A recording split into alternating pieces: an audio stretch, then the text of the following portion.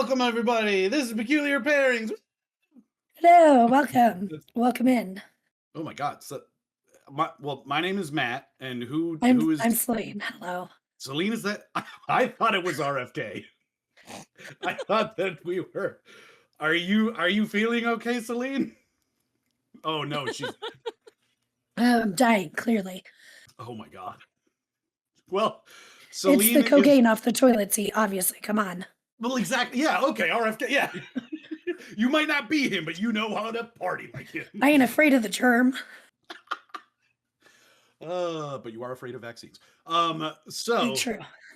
Celine is a little under the weather, and so we brought in some help to do the heavy lifting to keep the energy up and the hope alive. Please, everybody, welcome Natasha and Liz. Hello, hooray! This is Hey. I know, insert applause here.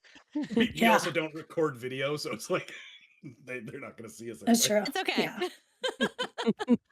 So, Natasha, we have been on your show, and you've been on our show a couple times. We've never met Liz before, but my understanding is that you two now have created a new show together? Yes. So we had our each individual ones that we were doing, and we decided that, why the hell not? We're basically full-time guests on each other's shows anyway. Oh, nice. Right? Okay. So we were like, you know what? Maybe we should just make a podcast. So we got together and we took a piece of hers and a piece of mine, put them together, and created Creep It Weird. I like it. Our pod baby. Yeah, our little pod baby. The pod baby was born. Yep. When a mommy pod and a daddy pod love each other. Outside of a bar. They have the backseat of the car. And they forget protection. A baby pod is born. When you're out in that alleyway by the dumpster. When your pull-out game is weak. Exactly. Yeah. And let's admit it, boys. We all are. It's weak for everybody. God. It's just how it is. That's how God made us, darn it. Oh, Lord. Well, we appreciate you being here. As I previously noted, Celine's feeling a little under the weather. So in addition to having some fabulous guests to help us out, we are doing something we've never done before. Yes, we are. This is going to be a fun experiment. We'll see what happens.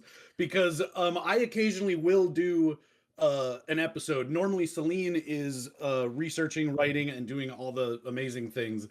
And she tells the story while I just laugh like an idiot. And I actually have an episode coming up that I wrote and I will be telling. But I'm very excited. Tonight I will also be reading the story, but I have no idea what it is. Oh, that's fun. Yes, I wrote all of the notes for Matt. I did not put any of my jokes in there for you just because. Oh, okay. You just said I did not. I thought you were going to say I did not put any punctuation in, and that would have been so much funnier. All the punctuation out. Good fucking luck. Well, I was just saying, one thing I do know, because the whole, one of the main points of our podcast is that I'm reacting to her story. So I prefer to go in without any knowledge of what it is. And so we have access to the same Gmail docs and everything. Yeah. So I do have access to the notes, but I never look at them. And I have seen very few glimpses of them when we're looking at pictures and stuff. But the one thing I know is that I'm horrible at doing notes. I always get in the mode where I try to just write bullet points and note little quick things that should jog my memory to whatever I want to say. But then I end up putting in so many notes, they just become full sentences. So I just write myself essentially a script. And so I've just leaned into that whenever I need to do an episode because it just works for my brain and for my storytelling ability.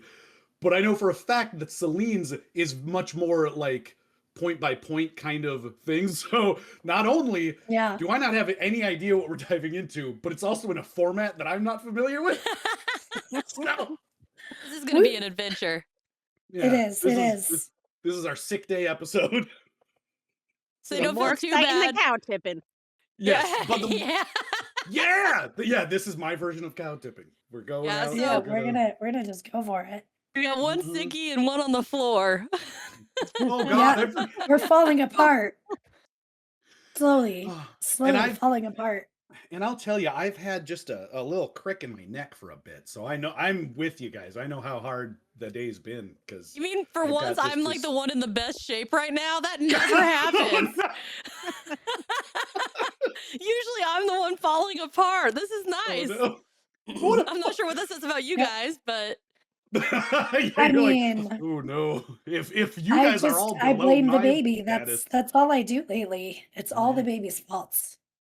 yeah. It's true. They're not even Although here that yet, and it's their faults. that brings up a good point, Celine. I don't think we've actually talked about that on our podcast before. We did talk with David. We have a little bit, but not we did? tons. Actually, Okay. yeah. Well, then I thought I was leading up to like a big segue into A big something. reveal. We've talked about it, but have not like directly addressed it either, Okay. which is very us. That's it. Very true. Well, and we tended to do just a lot of bullshitting before and That's true, after true. like the actual episode. So I might be misremembering a bunch of other times that we did talk about it. So I just thought we never did it on the show. I said we've talked Anyways, about it, but never addressed the elephant in the room, I guess. well, yeah, big reveal, baby. Yes, yes. Coming The baby September. reveal. Do it as lackluster as possible. Are you guys gonna like do a gender reveal or get like, colored cake or anything weird like that? Oh, you're No. pregnant. After all that reveal, I didn't even understand what was Yeah, I happening. know. I'm like, wait, are we talking about the baby? Yeah, Like, I know, right? Congratulations. Me and My Liz are bad, just that's sitting my here bad. waiting. We're Like, like what? waiting What for happened? the. No, I Well, am pregnant with my first baby. Yay! Congratulations! Thank Congratulations. you. Baby will be here mid-September, right in the beginning of spooky season, which I am very stoked about. 26th is a good day. Just saying, Mm. a good day to have a I baby. don't know if they would let me go that long Ah. because I'm due the 17th. So Well, 2 weeks. Maybe you'll hang on till the 26th. Yeah, you That's never how know. Really she's gonna be just calling stay in her. there as Cross long your as legs. possible. Cross your legs. Yeah, all the best people are born on the 26th of September. Well, I have had a technically- lot of birthday requests for September specifically. Yep. So we'll see what happens. I like the idea of like you going into labor on the 17th and you're like, well, technically I was in labor for about a week and a half because I wanted to do I wanted the you to be 26th. born on this day. Yeah. Because Honey, I Natasha hope told you- me. Yep. I hope you appreciate It's this. on the air, so it's official. Mhm. To answer your question, Matt, I am doing gender reveal birthday cupcakes like a week after my birthday because Nice. we can find out the day after my birthday, and I have a friend that's going to bake cupcakes for us. Aw. So I won't know, and I'm going to get her that information and do my best not to look at it, even though I'm going to be super, super tempted. Mhm. Well, I'd be It's that gonna be fucker very that hard. like, are they gonna like fill the cupcakes? Because I'd be the asshole that puts like a gender neutral color or like Just purple. pipes in both colors, blue and pink at the same time, or like You're like, some blue and some pink. I have seen a couple videos where they just did like jet black food coloring and then they cut into the cake and they're like, dude, the fuck is this? You got a demon. Yeah, there's like, It's you a got demon stuck. baby. It's like, The Yeah, or ultrasound like- revealed horns. oh, that would be the best if the video ends with like the person who baked it just looking freaked out and like, dude, I didn't put black in there. I don't know what Like- happened. That was supposed like, to be I'm- purple. Yeah, dude. Yeah, that's how I was still fucking with you guys, but it was supposed to be purple. Yeah. I did not do I that. don't know what happened there. Like oozes out blood out the side of it. Like fill it. Yeah. So Oh, I God. did that one time. So my son wanted a shark birthday party. And Oh my I God. did oh my Aw. God. So I used to be energetic and full of creativity and have time and all that fun stuff. So I made these cupcakes and they were like vanilla. And I took the stuff and I made it was almost like it wasn't jelly, but it wasn't like frosting either. It was like almost like the gooey of a gusher. And I made it blood Okay. red and I filled the inside of the cupcakes with it and topped it with a little shark fin and put the icing that was Cute. blue so it looked like little water that they were swimming in. But when you bit into it, there's like blood Aw. everywhere. Yeah, he was like 8. All the love parents that. were a little freaked out. Okay, those parents don't know how to have fun. Because if Yeah. I took my child to a birthday party and those are the cupcakes being served, I'd be like, that's some fucking awesome Yeah. shit right there. Yeah. Mhm. Yeah, I would be what that impressed and then yeah. be like, yeah, I'm not doing that for you to my own kid. Yeah, You ain't getting that level of cool. Sorry. And then like I was gonna we say- did this obstacle course to like keep the kids occupied, but it was basically like, here, jump over these sticks because I lived out in the country. And so like I put like this, like it looked like a little ladder and you'd like jump over the sticks. And we literally had a stick with a string attached to it that we were shooting sticks off of, like a bow and arrow, to see who could hit this board. And I was like, this is the most random shit in the world. But the kids had a blast. That's Hey, that's that's what what really matters.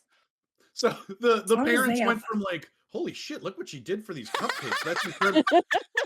Are those are the games? Those look like sticks. Did you? Yeah. Those are just sticks. No, like They're probably like, I love damn. the.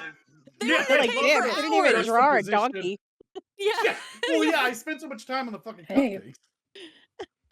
Hey man, it served its purpose. Everybody had a good time, so that's all that mattered. Yeah, that's Exactly. what matters. If everyone's having fun, and it was cheaper that way, so fuck it. Oh, It's a 100%. win-win. Yeah.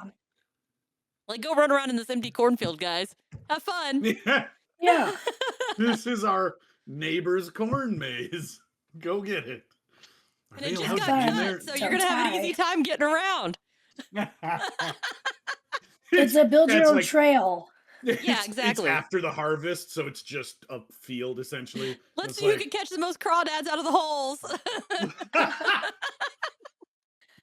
That is some southern ass shit right there. That is. We would too. Go out there with a stick and we're like, let's see who can catch one. Yeah. Say you're from the Midwest without saying you're from the Midwest. Man, I tell you, I haven't caught crawdads in a long time. Well, I guess we never caught them to like eat them, but I always Yeah, just we thought don't they were- either. Oh, I've yeah, never I'm even like, seen one. You've never seen one? It looks like a baby lobster. Yeah, they're Like like, a prawn? no, that's because that's technically similar, yeah. Let me Google what a crawdad looks like. It literally It- looks like a baby are they lobster. similar? Yeah, It does. they're just a little bit. It's kind of freaky, honestly. Like if you're familiar with the concept of a lobster, and then you see a crawdad, you're like, what And it the like fuck? comes out of the ground, you know, it's like you have all this muddy Oh, mud, that's and all of a so sudden this thing weird. comes emerging from the depths, and you're like, what the Yeah. fuck is this? Yeah, we And eat then- lobsters, catch lobsters, but I've never seen a tiny one like that. Yeah, and they're And like sometimes they're only like freshwater. a few inches long. Like they're real Yeah. small. Yeah. It's creepy. If you've never been, and maybe this is a Midwest thing, but a lot of like Chinese buffets will have just like one thing that's just cooked crawdads, and I have never been bold enough to go and eat them, but they are very popular. I also do not eat I'm like, I don't know lobster, where they- so I don't eat anything that's. I imagine it tastes kind of like catfish, just tastes like mud because that's all it eats. Lobster's so good. No. Lobster's pretty good. No, I'm talking about catfish. Oh, Oh, Because all they do is like sit around in the mud and it's gross. And so to me they Oh, taste yeah. like the mud. It's really nasty. I've never actually had catfish. That sounds disgusting. You want to get good As catfish. someone You who don't want does to not get eat that fish, country no. bumpkin caught out in the middle of the sticks kind of catfish. To be fair, you're Yeah. not really selling me on catfish at all, because the description you gave was before you said you've got to get good catfish. Because that makes me think that you were describing good catfish, and it sounded terrible. I know lots of people that love catfish. I personally don't like fish in general, so I'm also biased. Oh, fair enough. Fair enough. Closest thing you'll give to me eating fish is shrimp. No sushi? Nope. Nope. Nope. you know what I just learned? That only Massachusetts eats clams with bellies. What is, Clams have bellies. that's, yeah, I was like, thinking the what? same thing. Can you rub his What do little you mean? tummy? Other places only do the strips. They cut off the belly. They don't serve that. Mm. What is the belly? I thought it was just the whole thing. Yeah, I thought you just slurped it up like some disgusting soup cup. No, you don't. I mean, you could if you had like steamers, but if you have like fried clams, they have the belly and then they have like the little neck that comes out of it. This just suddenly mean, got just- so much grosser. Oh yeah, I'm like I thought it was just one thing because I Yeah, do I know the thought so little too. like tongue you're kind of talking about where it Huh. like affixes itself to the shell. But just to make sure that we're on the same page, you don't mean like the belly as in like the top shell and then like they remove that so it's just like the bottom one with the like there is a second part of it that is referred to as the belly. Yeah, it's connected. It's the neck is like that long piece that people, I guess, Yeah. everywhere else only eats that part and fries just that, but you're supposed to keep the belly on, so it's like one full piece. So one part is like squirty when you bite it, and then the rest is just like kind of Uh, chewy. Yeah. It sounds disgusting when I describe it, but it's fantastic. I don't think I'm ready That's what for that she belly. said.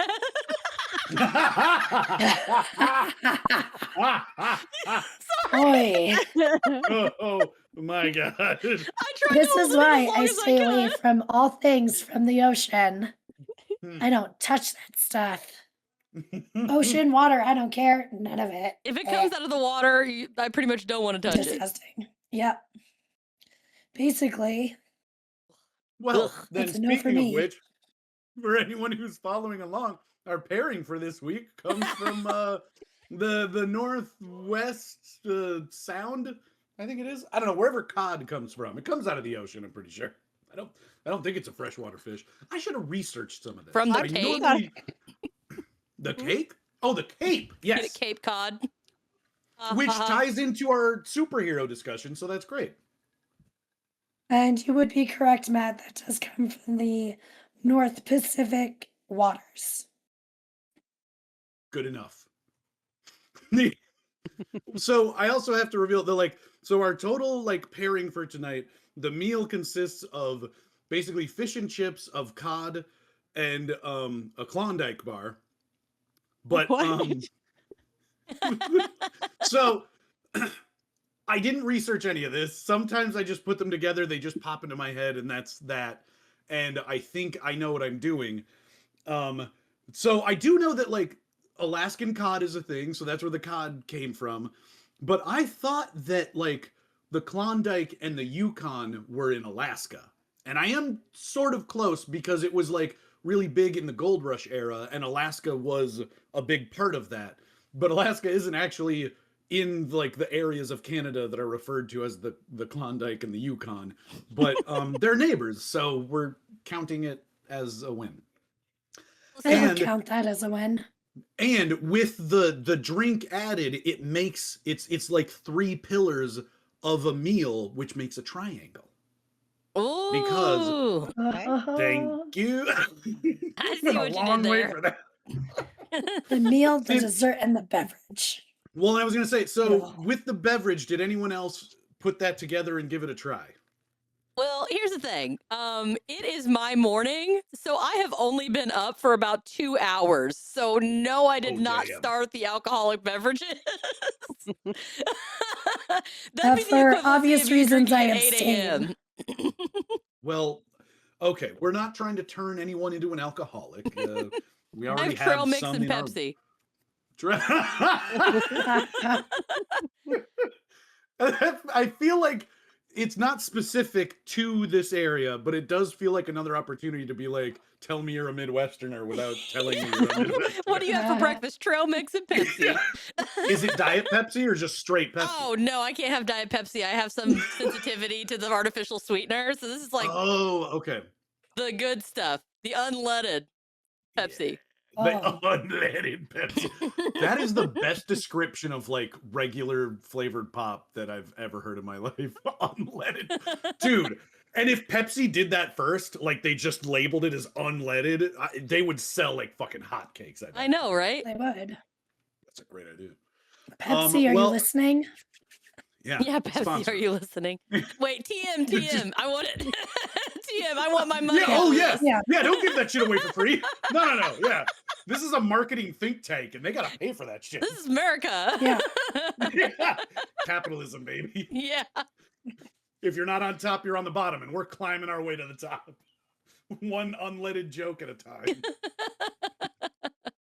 You got to be careful, though. They're coming after that. I know, true. right? We're gonna have Soon somebody the knock on my government's gonna be door. at your doorstep. Instead of Men in Black, it's gonna be PepsiCo in black. We're from the Pepsi company.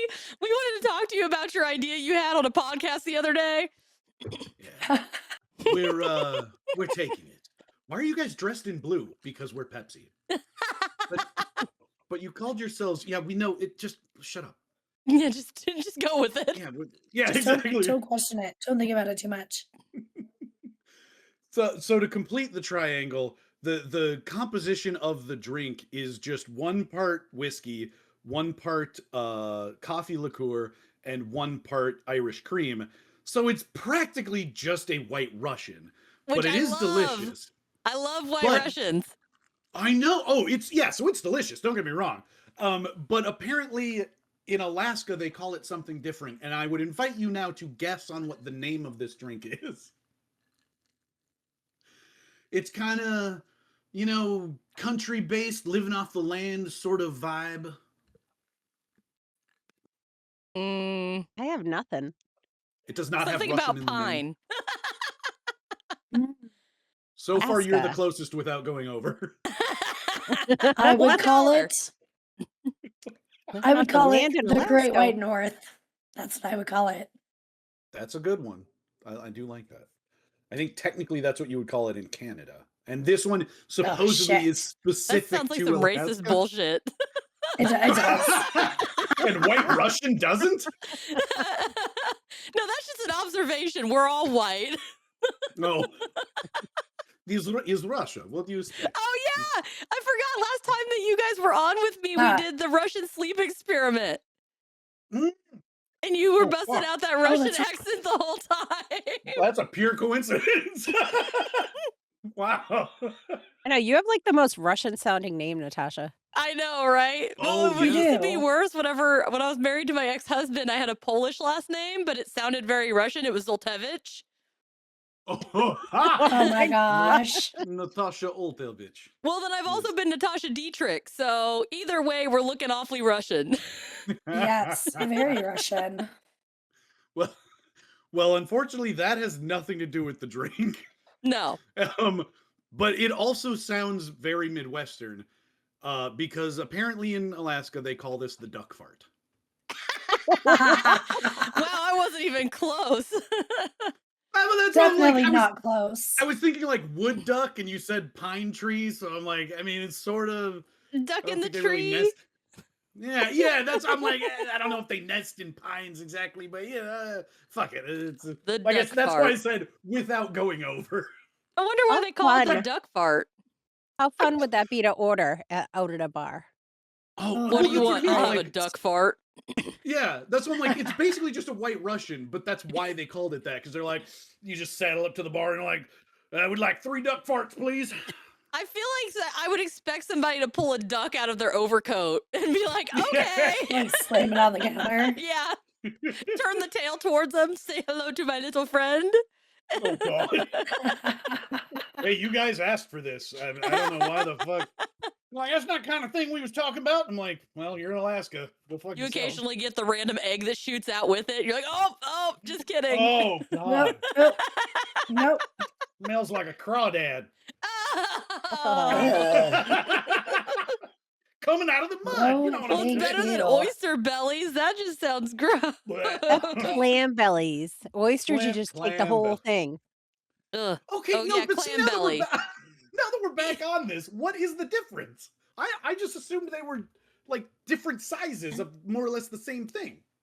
No, an Like a- oyster is the one that would have a pearl in it, It has a different type of shell. Wait The a minute. clam, you should look up how a clam swims through the water. That's actually the funniest thing I've They ever seen. They just move? yeah, they like swim. I I gotta don't know check this where out you right guys are now. from, but I actually we go knew this one. we go clam digging and you walk around on the mud and you see little squirts of water coming up and that's how you get them.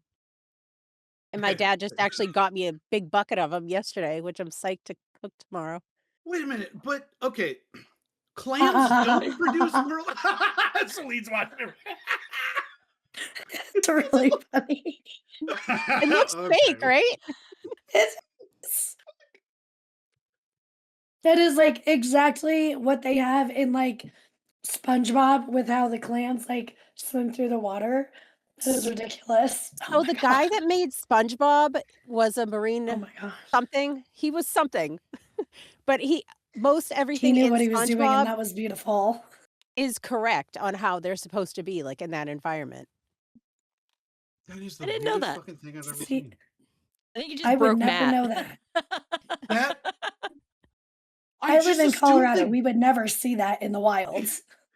Well, first of all, this is another Midwestern thing. Um, I've only seen that sort of like clamshell in like video games and stuff. What I'm just now realizing what we've always called clams whenever we go fishing and stuff is actually an oyster. Yeah. Because it's that Oh. smooth shell that opens. Mhm. It's like this, yeah. And so I've been wrong about what clams and oysters are my entire life. I feel like I need to go confront my childhood. You need to go Question everything. sit for a while. Yeah. Yeah, exactly. Like, I'm sorry. All I know, we were in the middle of a recording, but I have to just go. I have to ruminate reevaluate for my a life while. decisions Yeah. now. I need to be one with my thoughts. Yeah, exactly. Well, I also didn't think about the fact that I'm assuming clams are salt water then, and like oysters are at the bottom of a Minnesota lake of all places. Because they'll snap on your line because you'll pull them up out of the bottom of the lake, and that's why I always like thought that clams were the same way because they burrow into the sand. Yeah, but Oysters. I think clams, they have fresh water and salt water. Ah. I'm realizing The more just you now how know. little I know about fucking clams My and dad had like oysters. a lobster boat growing up, so I like grew up on the water. Oh, okay. I never had any crawdads. Yeah. Brody. Proud ant. All you need Crawdad. is a hot dog on a fishing line, and they will come running. Shut up. What? Yeah, that is what we did as kids. We would Oh. we would sit on the back of my dad's boat. He had a pontoon boat, Oh, okay. and we would take little pieces of hot dog and cast it in the water to catch crawdads. We had like a Oh. whole bucket of them, and we're like, we brought these. What do we do with them? And they're like, throw them back. Ew. No.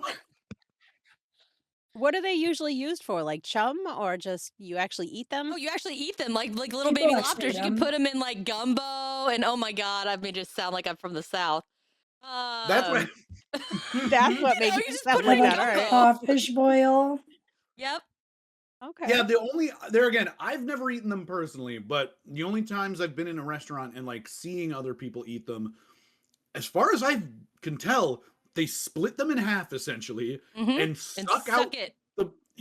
from each end, and I'm like, I Yeah. can't. I'm sure it tastes delicious, Yep. but I Nope. wouldn't know. But if you're not cleaning it, that means you're eating the poop and everything. Because you know when you eat lobster, you have to take the tail and then you have to peel that It's piece off, all clean the poop out. it's all boiled. It's fine. Oh, all right. What do you? There's no bacteria in it. It just adds grit and It's just you clean know. shit. It's all right. Yeah. Hair on your nutrients. chest. Having never All right. eaten one, Matt is now the expert. After on this whole thing about specifically never having one. Yeah, stick with me. You'll eat like a king. I know a guy. Yeah. I know a guy who knows a guy who eats shit.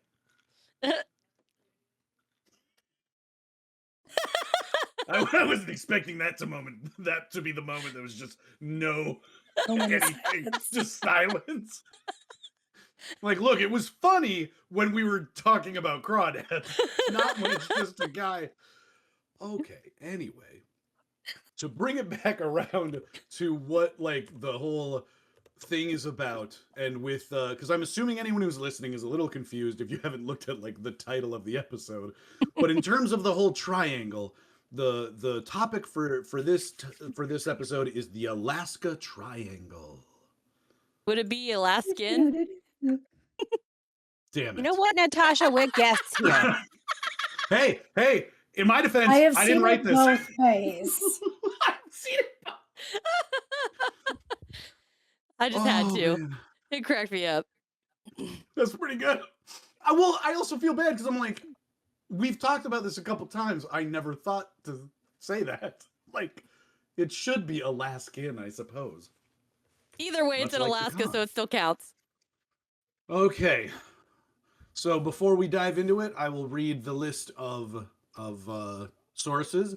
One comes from YouTube by Bailey Sarian. I actually kind of know who that is. I haven't watched Bailey Sarian I in a long love time. her. And I I heard love her episode on this. Oh no shit! Oh shit! Well then you're more brief than I am. Oh, her, at least assuming that this is like taken from YouTube, she also titled it The Alaska Triangle. So Oh. yeah. We can't all The be good at daily- grammar. No, I'm kidding. I'm kidding. I do good words talk. We have a source of the Daily Astorian. What the fuck is an Astorian? I think it's supposed to be historian. Wait, really? All right, I'm gonna click the link and see what happens. Or maybe Astorian, so you're enunciating on the ass part. And that Well, would be no- me just like, I mean, well, yeah, like is because the actual URL takes you to the Astorian. I mean, are they just trying to put some like Southern twang in their URL? Just call it, we're the Daily Astorian. It's like, I don't know, Astorian. oh, Or maybe the from a place historian. Like, Right. from Astoria. yeah. There it is. We got there. This is why I don't usually read these things. We have made it to the second line, and we're still just in the bibliography, essentially. Wait. Yeah, bibliography. You had that right. You're good. Okay, thank you. History, Art, and Archives of the U.S. House of Representatives. Damn. Well, that's cool. She's keeping it and- legit. Yeah, for real. And finally, usghostadventures.com. And then there's that. And for you conspiracy theorists out there,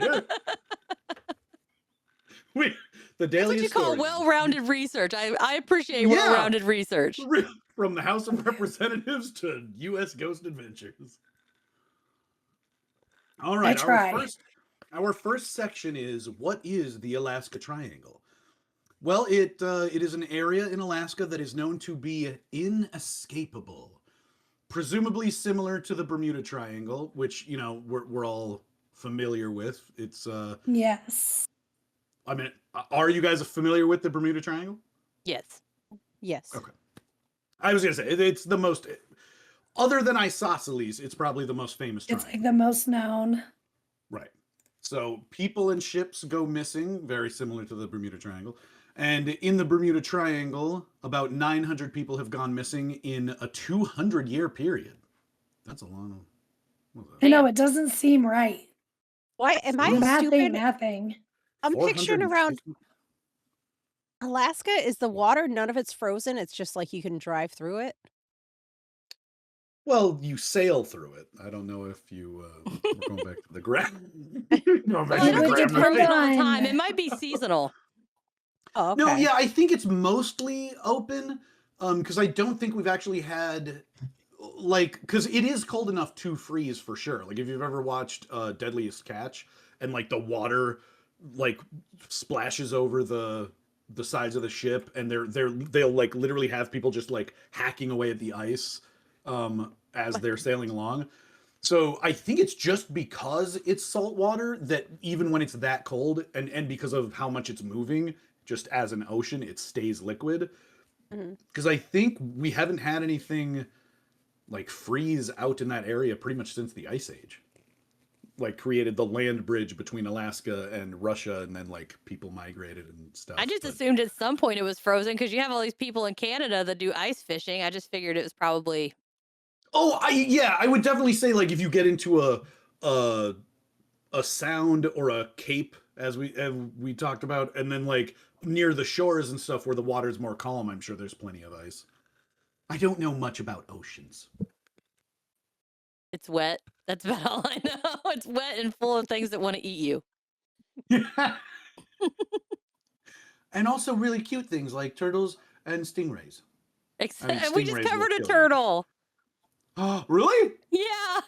Is it like a magic turtle? No, a snapping turtle. Oh shit. A big old snapping turtle. I have been from a young age been warned to like never approach them. So the closest I've ever been to a snapping turtle is like 5 feet. Yep. And I'm like, I'm not fucking with no snapping turtle. Did you guys turn him into soup? No, it's the beast of Busco.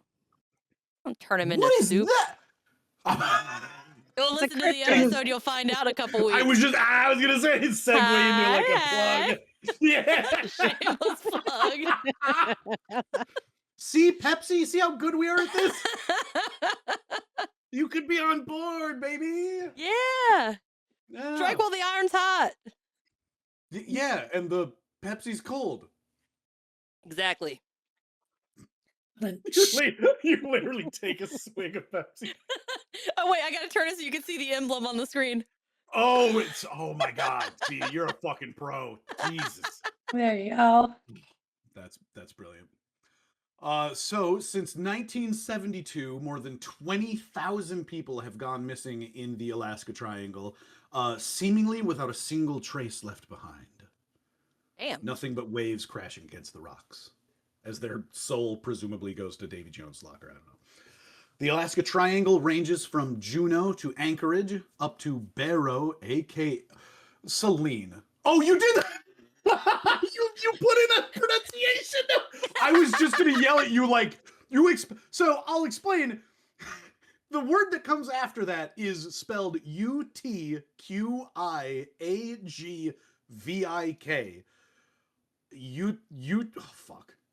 Utqiagvik.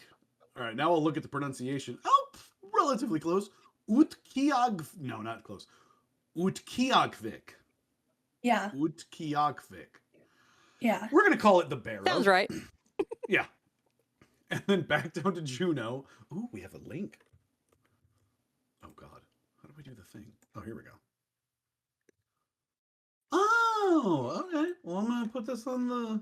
No, the historian. No, I don't. So you can see how big it is. I want to make this bigger. Okay, there we go. No. See, I don't normally do this part. I'm gonna share my screen. Share my screen and this one.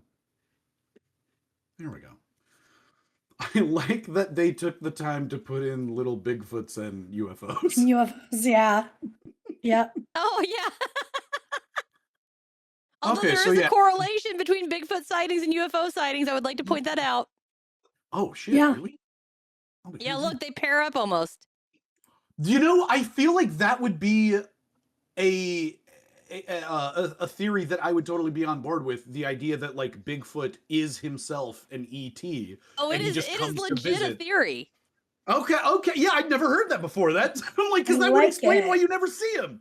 And not Because just he here. I just mean, fucks off. across the globe, they talk about Bigfoot sightings being close to where there's other UFO sightings and such. And so a lot of people put that Okay. correlation together and have this theory that either it's an alien itself or it's like an alien pet. Oh my Oh, god! I alien love that even pet? more. Like we're the doggy park and they cut They're their letting him Bigfoots out loose. to pee. Yeah. Yeah, they're stopping by northern United States just to be like, all right, go do your business. We got another And you're 2 like, light years to go. the Earth is just nothing more than like a rest area for intergalactic travel. Yeah, what And if they're it's like it's you- such you- a shithole, you guys. you They're put your like, dog in the back of the car and it starts vomiting, you know? No vomit, I just reupholstered this UFO. Oh god, yeah, we had. You Stop would it, not bad believe Bigfoot. it was such a bad accident. We had to stop at Earth.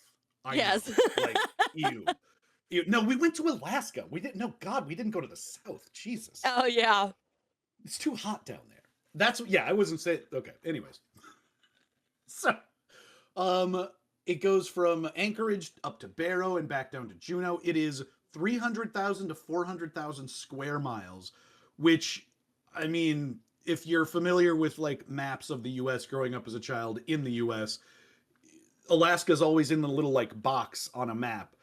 And so you never really get a feel for just how big it is, but it is bigger than California and it's almost the size of Texas by itself, like just this triangle. And so like that's how big Alaska is, that it has like multiple sized states inside of it. It is, goddamn, it's huge. But yeah, so just this Yeah. triangle is about the size of Texas. And fun fact, you can fit about 13 Texases, multiple Texi Yes. in the U.S. Oh, okay. No, thank you, Celine. Celine, I You're have to welcome. ask, did you do this math yourself? No, this is just a Okay. fun fact that I've Fuck. learned over the years that is stuck in my brain. Oh, cool. Well, okay, so yeah, I wasn't trying to call you out. I was just like, damn, you like looked up the fucking like square No, miles? And God, you were no. like, With a okay, little I'm like, project. fuck. I What haven't do they done call math that? in years. What do they call that thing where you put the pencil on and you spin it? A protractor. Is that what it's Oh, called? yeah. I haven't even I said did the not do word any of that. protractors. You didn't do any of that? Like even as oh, you mean for To this? figure out this math? No. Okay. God, no. I was gonna say you've used a protractor. Yes, I have. Thank God. 7 years Okay. ago in elementary school. I I learned what a promise my protractor education was not that bad. I still have my same pencil case, and I still have the same protractor, and I have like 1,000 paper clips. Yes, You guys, and a pocket yeah, protector. one of pocket protector, and I have a broken SpongeBob pen. Oh, nice. Yeah. Lovely. Like, okay, so the fun fact is you can fit 13 Texi in the United States, whereas it would only be about 3 Alaskas. So I feel like that does give you a sense of like just how much space there is in Alaska. And I like how you put a note here, Alaska is fucking huge. Yeah. Very accurate. Within the triangle, it is home to the Alaska mountain range. Can we not get better at naming? I mean, like, I know it's in Alaska, but we're just I going to know. call it. I know. Come on, America. To the Alaska mountain range, which includes Mount McKinley.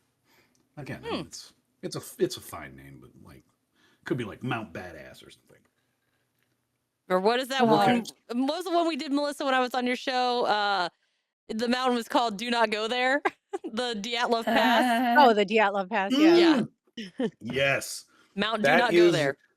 Mount, yeah, for sure. That is one of my favorite stories of all time, and Oh, it's so one of the good. things where I'm just I like knowing what their like definitive answer is, but it made me sad that they like came up with a full scenario to like explain everything because I'm like, it's such a weird fucking story with so many weird details that it's one of the few stories that Yeah. I'm like, I kind of never wanted to know what the actual answer is. Oh, 'cause for it's me, just that so is the weird. swamp gas of all things snowy. Like Oh yeah. their reasoning was such bullshit. We all know there was a lot more going on than what they fucking said. I mean, come on. Yeah, they were like, Yeah, well, hypothermia. This man's missing an eyeball. That's fine. Yeah. Don't worry about it. Hypothermia. Yeah. His That's tongue's like when gone. we had COVID and like Yeah. someone was mangled in a car accident and they're like, they died of COVID. Yep. Checks out. Oh yeah. Yeah, it's a shame that he shot himself in the head 10 times. But Yeah, it was COVID. he was really depressed. Yeah, it was COVID. Look, sometimes during lockdown things happen. What are you gonna do? So with this area being fairly difficult to traverse between glaciers, rugged wilderness. Okay, I'll admit, Celine, this is closer to my style than I thought it would be. Yours is just more like clean. I'm very organized. You are. Oh my god, it makes me feel like this is the equivalent of like visiting your home and everything's in order and looks nice, and then like I put the blur on my camera so that you can't see where I live because it's embarrassing. And now I'm seeing your notes that look all nice and clean, and then I'm gonna go back to mine tomorrow and be like, oh my god, I've got to clean this up. Okay. As long as you can read it, that's what matters. I can read it. That's a good point. It's digital stuff, so who cares? Yeah. So the area is difficult to traverse. You go between glaciers, rugged wilderness, bogs, avalanches, and wildlife. We were talking about bears earlier, and I'm assuming there's a lot of grizzlies out there. It's no surprise that the disappearance rate is about double the national average, because we actually did an episode recently on the there's that space like near Idaho and Montana where there's like no law essentially and people just disappear. Oh. And so it's like, There's oh no yeah, doubt. another segue of like, you should listen to the episode. Yeah. But, True. Go check it out.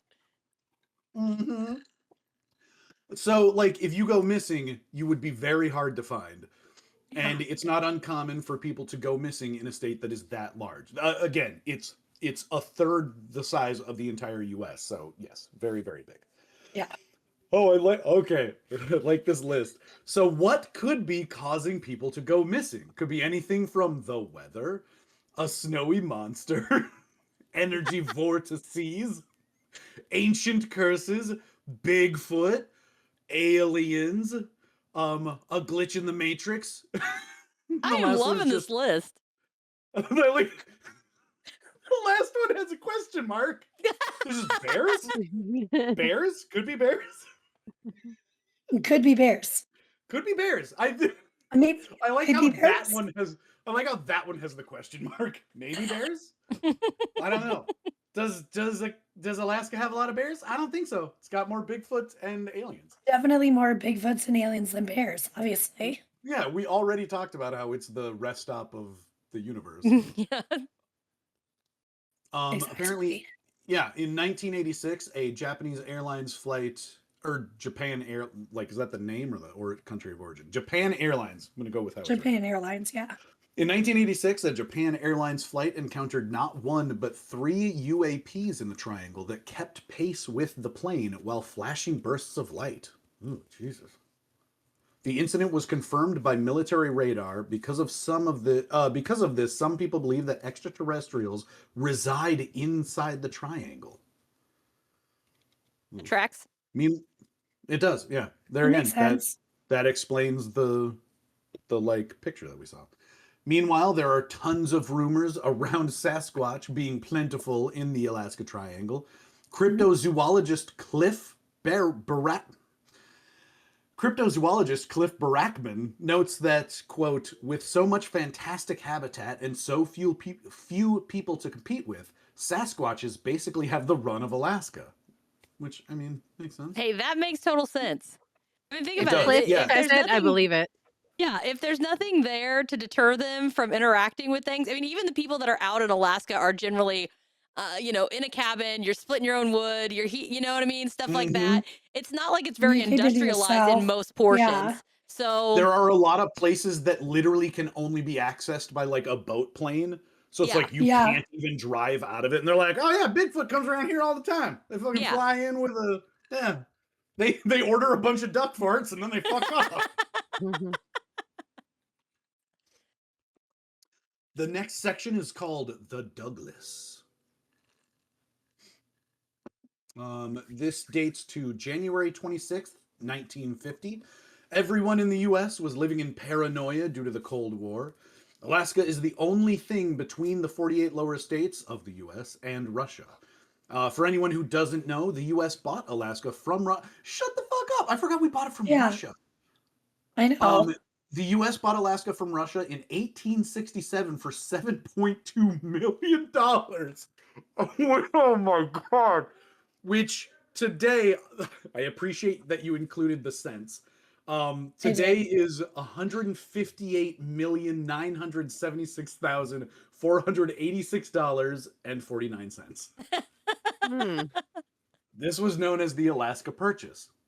Again, could have been Alaska. original. Yeah, very original. There again, what's with the Yeah. name? We have They Operation don't want to Badass add the where N at the end. It's too No. expensive for that extra letter. we already paid 158 point fuck you million dollars. We're not paying for the N. Nope. Oh my God. With this being our closest defense from the Soviet Union, the military built a bunch of bases and radar detection systems to prevent any attacks. So, good for us. With that, there are a lot of military planes flying over the U.S., one of those being a C-54 Skymaster. Oh my God, that's the Douglas? This plane is called the Douglas, but it's like model name is the Skymaster? That's so much better than the Douglas. I know. What are these people? That is a badass looking plane. Let me do this here. And I don't know what they're doing. They had the opportunity for good names and they did not go with it. The Douglas? I mean, I know we had like a president or something. It is a fancy looking plane. It is a fancy looking plane. That is a lot fancier than what I was imagining as a military I plane. know. This is Doug. This is our plane. This is Dougie. Yeah, he's this is how you do the Dougie, y'all. 1950s, we're fighting Russia. This is how we showed Russia how to do the Dougie. And I appreciate that for whatever reason, the front of the plane has Matt's written on it. So, shout out to you, boy. Now I wish I knew what that meant. M-A-T-S. We're going to go back to the story because I don't know what that means. So this plane had 4 engines and was basically a flying tank. The plane was 117 feet across and 94 feet long. On January 26th, the Dougie was scheduled to fly from Anchorage, Alaska to Great Falls, Montana. On this plane, there were 8 crew members, 34 military service members. Wow, it doesn't look that big from that picture, but goddamn. Well, you got to think, if it's, you said what, 96 feet long or something? Yeah. Yeah. That's like 3 school buses. Oh, okay. I did not get that from that picture, but yeah, that's a good point. And 8 crew members, 34 military service members, and 2 civilians, Joyce Espy and her baby Victor Espy. Aww. Well, that's all we got. Now I want to know what her deal is. She's like, just going to the Midwest. I'm going to find some just going crawdads. down to Montana. Yeah, going down for a sail. So there's a total of 44 people. The flight path was known to be long and dangerous, which there again, like, it is kind of weird that we have this state that is between, like there's a whole country between us and this other state. Yeah, that belongs to us. Yeah, and it's like, so because you're crossing international like airspace, unless they fly south like to us and then cut across the western part of the Hang country. a wide right. Yeah. Yeah, exactly. Past Like Washington. Yeah, we don't want to fly over Canada. They're fucking weird down there. And they're like, oh, okay. Yeah, it's fucking rude, but It's all the toll taxes. yeah, they're skipping. We're gonna have to refuel in Washington, but at least we don't have to pay those fucking Canucks, So the plane was supposed to take off in the morning, but one of the engines needed repairs, so it was a little delayed and it took off at 1 p.m. It was said to be a beautiful day in Alaska, with the outside temp being negative 25 degrees Fahrenheit. It can still be a beautiful day, but like, to me, I'm like, fuck that, I'm staying inside. It's I'm not beautiful. going Absolutely not. It's I'm gonna go freeze my ass off. Alaskan morning. Fahrenheit. How do you spell Fahrenheit? F-A-R-E-N. I think it's H-E-I-T. I-E-T. Honestly, I could not tell you. This is why. There's a fucking H. F-A-H-R-E-N-H-E-I-T. That is like really. I mean, hell, the conversion doesn't make much sense either, so why not the name? No. That's a very good point. Well, it's like Fahrenheit sounds so European, but we're the only country that uses it. So it's like, why? Why even bother? So anyways, for our international listeners, negative 25 Fahrenheit is negative 31. Negative 31.6 Celsius. So fucking cold. So the first 2 hours apparently went well, so that's good. Suddenly at 3:09 p.m. local time, the Douglas made a routine report. They said that they were flying over Snag in the Yukon area of Canada. Snag. They were flying over Snag in the Yukon area of Canada. They expected to reach They expected to reach Aishihik in Yukon in the next 30 minutes. Aishihik, whatever. The next check-in never came, and initially it didn't worry anyone, but the plane never arrived in Montana, and their check-in was at 3:09 a.m. It was the last one, and no one ever heard from the Douglas again. And apparently, the Dougie is how you disappear. So people start panicking. The military launches Operation Mike, M-I-K-E. See that again? What's with the names? I was gonna say they did explain that one. You did. need to start reading a little bit ahead of like how when I'm talking. Immediately jump to conclusions. Literally right below that, as I started freaking out, is which was named after pilot Lieutenant Mike Tissick. So Operation Mike. This became a serious manhunt with 85 aircrafts, 7,000 troops in the area, looking night and day for the Douglas. Their search they comes really up, went for it. apparently. And then I did try to read forward, and the sentence starts with "their searches come up empty." I thought it was going to say they are still searching to this very day. They might be. They could be. That's true. 50. I don't think they 70. are, I know. but they could be. Officially, it ended back in the 50s, but they're still searching. They're trying to find that Bigfoot and the aliens. So this plane was going from Alaska to Montana Right. Yes. via land, not over the ocean. I mean, it clearly can get from one point to the other without crossing an ocean. Right. I feel like that should have increased the odds of finding it. True. Because we made jokes about them like avoiding Canada, but just by like fuel efficiency and whatnot, they're flying over the landmass. So when they checked in, which could give you a pretty decent area of where they likely went down, and they still have not found anything. That is pretty crazy. By February 20th, 25 days after the disappearance, they end the search. The families were told that their loved ones were presumed dead, and the families had no answers. Oh my god. Oh, damn. The only explanation they could come up with was that the plane vanished. I mean, Oof. Yeah, Bermuda Triangle. So yeah, just that'll promote some closure within the families. Yeah. Right. Do you have any theories or ideas? No, they're just gone. Are you familiar with magic?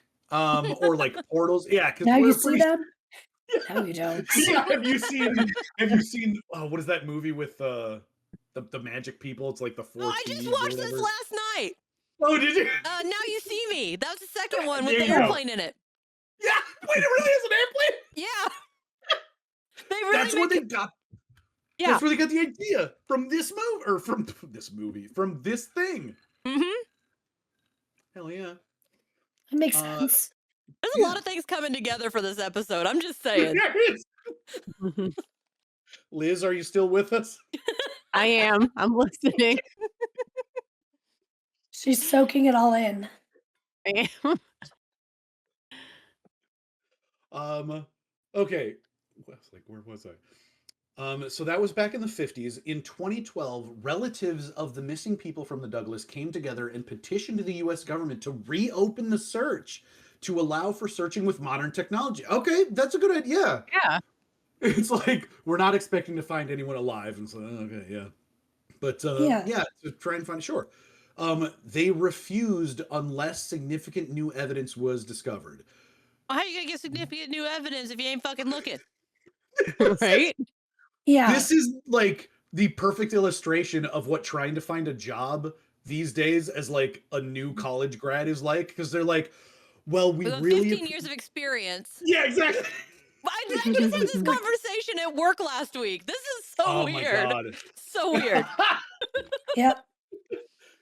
This really is an entry-level position, but you need 10 years experience, an internship, and we need your firstborn. Yeah, the blood of your firstborn, and we need you to sign here in blood as well. I want your soul. Celine, that's and why then you're they message you and they're like, sorry, we went with someone else. Yes, exactly. You weren't qualified enough. As you're standing there with a baby talking to them on the phone, like, what the fuck am I supposed to do? We with went this with baby more now? qualified candidate. We went with And their someone candidate more is a baby. closely They had aligned to what we're twins. looking for.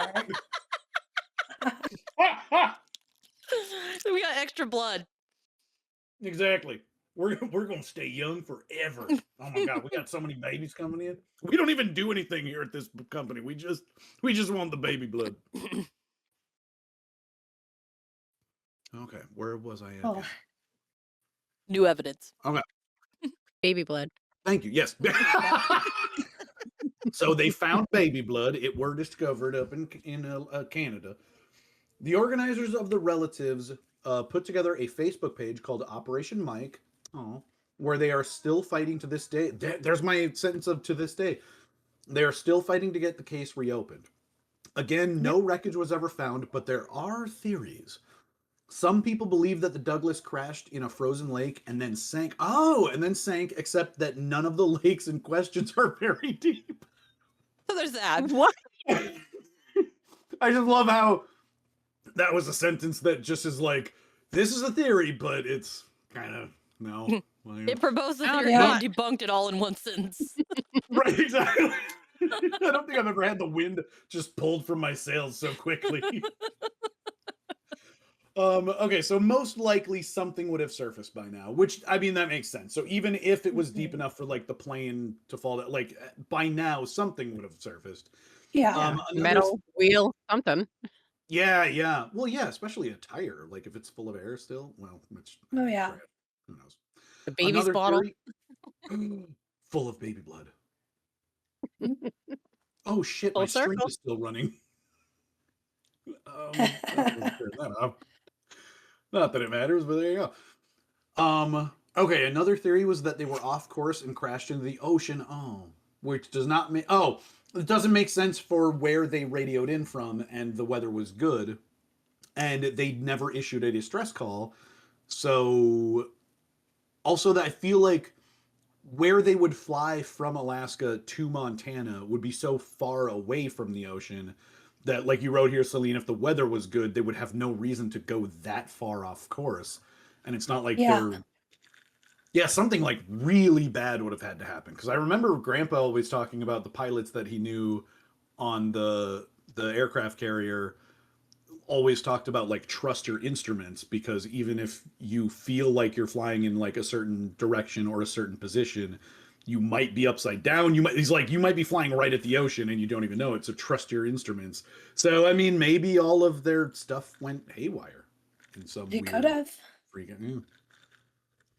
And that brings us to the section Conviar B36. I think I said that right.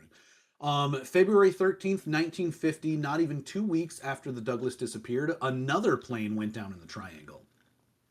This is the U.S. military bomber plane, the Convair B-36. That's a fancy version of Con Air. Yeah. That's the French version. Convair.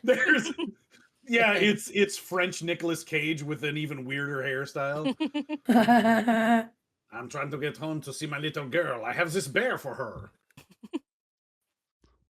Connor. He's got to get the Declaration of Independence first. Oh my god. Not to go totally off topic again, but for anyone who saw that movie that he made with Pedro Pascal, the overwhelming talent, something like that. I'm like, they never. Oh, it's very enjoyable. I just regretted that they didn't have enough references to what is it? National Treasure. I'm like, it was just such a good opportunity for them to make a bunch of jabs at those movies, but Nicolas Cage. Now I want a French Nicolas Cage. I am saddened that this plane doesn't Wait, you want a French nothing Nicolas Cage? Like, wait a minute. Coming back to the whole Punctuation is grammar, important. I was just going to say, yeah, coming back to grammar, that sentence would be, I want a, with the letter A, I want a French Nicolas Cage. But the way I said it sounded like I want to French the shit out of him. I mean, look, I'm not into men, but if he were here and offering, I'd go for it. If the opportunity was there, you'd go for it. Absolutely. And then while we were kissing, I'd pull out my phone and take a quick selfie and be like, yeah, you know who that is? That's the French Nicolas Cage right there. Okay, this plane was set to fly from Fairbanks, Alaska to Texas. God damn. That's a lot. I know. The bomber plane was one of the biggest bomber planes ever built. There were 17 military members on board and a huge nuclear bomb. What the hell? What the fuck? Yeah. What the fuck are they doing in Alaska? And a huge nuclear bomb. Somewhere off the coast of British Columbia, 3 of the plane's engines catch fire. which is not ideal while carrying a nuclear bomb. Oh, No, God, no. definitely not. I agree. Celine, did you edit any of this, like, when we were talking about me doing this, or did you? No. Okay. Because I feel like that's something that I would put in there, just like, this is not ideal to carry a bomb. So they were told to drop the bomb in the ocean, which they did. Oh my God. I feel There's like just that's some something we rando should have heard. nuke out in the ocean right now. There's just a nuclear bomb sitting off the coast, the west coast of the United States. Yeah. What? Oh no, the next sentence is sad. So even after that, moments later, the plane crashed into a mountain. The 17 crew members were able to parachute out of the plane before it crashed. 12 of the military crew were spotted and rescued. 1 body was recovered, and 4 people were never found. Dude. I mean, I guess you're not necessarily all going to land in the Wait, same hold on. place. Run that by me again. 12 of 17 the people military... parachuted out. Right, total of 17. 12 Uh-huh. of the military crew were spotted and rescued alive. Okay. 1 body was recovered later, and Okay. 4 of them were never found. That's creepy as hell. Isn't it? Well, that's there It again. Like, is. I it's guess not the like you can recovery rate's all actually leave- pretty impressive. That is, I was gonna say, it is pretty good.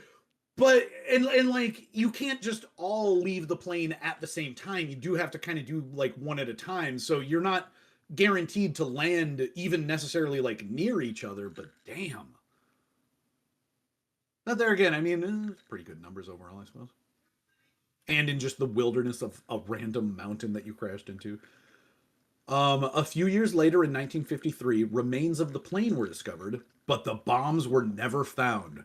Some experts believe that both the Convair B-36 and the Dougie had something on the planes that made them a target. Okay. Maybe the Soviet Union took the planes out before a distress signal could have ever been made. Oh, and the next section is a missing Cessna. Yeah. Okay, on October 16th, 1972, a small Cessna charter plane leaves Anchorage, Alaska. This plane has some very important people on board. Congressman Nick Begich of Alaska, House Majority Leader Hale Boggs from Louisiana, the assistant of both of those men, Russell Brown, and their experienced pilot, Don Johns. That's a hell of a name. Don John. That sounds so fake. It's yeah, right. It really does. That is a felon who escaped from prison Yes. and is building a new life for himself. This is your pilot, Don John. I think I'm going to take the next flight. Thanks, though. or like That is a mole for the CIA. Yeah, discount Don Juan, who never like made it as like and he's like, Don Juan. I'm Don Johns. That's They couldn't. funny. Yeah, Don Juan was already copyrighted, so I couldn't. I fly planes now. Where are we going? Alaska. No, we're flying to. It doesn't say yet. Okay, Texas. Boggs was hoping to win the loyalty of Begich, who had opposed him a year earlier in a bruising leadership contest, hoping to. Barnstorm is a separate. I was going to read it as brainstorm, but barnstorm the state of a 48-hour trip. It's supposed to be brainstorm. Oh I God, I'm think. sorry. Hold on. Well, now I'm going to look it up. Barnstorm. What did I write? This is when like the pregnancy brain kicks in and I don't know what I did. Okay, interesting. Barnstorm is a word because I'm like, I know I've heard that before. It is apparently to tour an area giving theatrical performances. Oh no, so it is barnstorm. Oh, no, Or at least it that is worked. correct. Yeah, so you tour an area giving performances, especially in rural or makeshift venues. So yeah, that it probably Yes, that was is what they were doing. Hell yeah. Okay, now so he was hoping to win the loyalty of Begich, who had opposed him a year earlier, and hoping to barnstorm the state of a 48-hour trip. So they're going to Alaska, or they had been in Alaska to barnstorm that state. After a Sunday evening speaking engagement on the 15th, they left the next morning from Anchorage for Juneau. But the twin-engine Cessna never arrived. presumed to have vanished in bad weather. At noon on October 17th, Thomas, nicknamed Tip, Thomas Tip O'Neill of Massachusetts, in his role as Democratic Wow. whip. That is, I mean, Liz, that's is a there a lot dog of people around there nicknamed Tip? Is that like a mass No, when thing? you say Tip around here, everyone knows Tip O'Neill. Wait, really? Really? Yeah. Oh, Well, well, I'm glad you said that because I was about to just go off on a whole thing making fun of his nickname. But now it's not. I mean, you good. still can. Oh, I was going to It's say an amazing nickname. It is a Tip. How do you get? Because to me that's a dog's name, and it's like, oh, come here, little Tippy. But how? Thomas Tip O'Neill, okay, of Massachusetts. He announced in the well of the house, quote, "It is our hope and prayer, of course, that the men will be found safe," end quote. The disappearance set in motion the largest search and rescue in American history to that point. There were 40 military aircraft, 50 civilian planes, and a search grid of 325,000 square miles and more than 3,600 hours of search time. Jeez Yowza. I Louise. mean, they're huge. big name politicians. I suppose they're going to do what they can. After Yeah. 39 days, after 39 days, the search was called off. There was no sign of a wreckage or survivors. Nothing was ever found. God damn, Alaska. Brutal. Everyone on board the flight was officially declared dead on December 29th, 1972. This made people realize that they had no idea what they were dealing with. After the disappearances, the area became publicly known as the Alaska Triangle. So it took some think politicians to get a naming right. Yeah. Forget the other 20,000 people or whatever that vanished there. That's a good point. We should have put as much effort into finding them as they put into their, constituents. Right? Yeah. Yeah. Good point. They blinked. Okay, we're good. They're dead. Don't even get Darn. a plane off the ground. Oh Did no! you, Wow. do you vote? We might look for 5 minutes. Do you vote? Yeah. Oh, not the Who are you voting for this politicians. year? A single tear. You're not would- voting for me. We will look for 2 seconds. Yes, exactly. You're welcome. Do you think Boggs might have crashed in a bog? Oh. All right, let's move on. Some people think that foul play was involved with this specific crash, like an assassination or a cover-up. Boggs was on a committee that was investigating the assassination of JFK. Okay. Interesting. He knew something was fishy about the whole situation. He had publicly agreed that Lee Harvey Oswald acted alone. Behind closed doors, he didn't buy it and was trying to reopen the case. Ooh. We already which know. we We know what happened. Yeah, and that was, of course, against the FBI's wishes. And he was demanding for the resignation of J. Edgar Hoover? Wow. He So made he a lot made- of enemies. So he made some serious fucking enemies. And the whole time he's trying to get Begich on his side. And Begich is like, because "Why he made fuck the am I-" enemies. Yeah, and he needs new allies. Yeah. So It all- people were extremely suspicious when Boggs disappeared. He was trying to get the case reopened against the FBI against their wishes. Everything went quiet until 1994, when Jerry Max Paisley started talking. He was a convicted mob hitman, a bomber, and a murderer. God damn. That's a good rap sheet. Break the record. Shit, Jesus Christ. He had was a Talk lot about of street hobbies. cred. Yeah, fuck. I'm a mob hitman. I bomb things, and I so like. I like that he's a mob hitman, and he's like, And a look, I murderer. just like killing people. Yeah, I just like killing people in my spare time. But if someone's gonna throw some money my way, I'll Yeah. also do that. Exactly. Oh, but he was in Arizona serving time for murder at the time. So, okay, so yeah, he's got a pretty solid tight alibi. Yeah. He tells a reporter that in 1972, I was given a locked briefcase by a member of the Bonanno crime family. I flew it to Anchorage and handed it off to 2 guys. They said something big was about to happen. He found out later that the briefcase had a bomb in it, and it was aboard the plane that Boggs was on and disappeared. Holy shit. They just let Jerry people said put like that. random suitcases on airplanes that they're not Well, flying on. this is before TSA, you know. Oh. It's the 70s. They probably just thought it was a bunch of cocaine and were like, hell yeah, let's do this shit. Probably. We're in Alaska. There's no rules. Jerry said that the one day him and his business partner, who he had opened up a bar in Anchorage with, okay, and was one of the guys he handed the briefcase to, were hanging out, and he told him that there was a bomb in that suitcase and it was planted, and they just kept on going with their day. I do have to admit, if someone, especially if I had a bar and some dude walks in and is just talking about how, like, I'm only here because I was planting a bomb that was in a suitcase on a plane. And Was then they out running had errands. the bar together. Yeah, He was his business partner, so they were just like shooting the shit. And he's like, "Oh yeah, by the way, that briefcase you gave me all those years ago, there was a bomb in it. We took care of it. Isn't that great?" So, anyways, Yeah. So how's the That is revenues looking for weird. this month? Right, exactly. They're closing down the yeah, bar, we're just like, wiping "We everything look down. good." Yeah, so how's Karen and the kids? Everything. By the way, that suitcase I gave you, there was a bomb in that.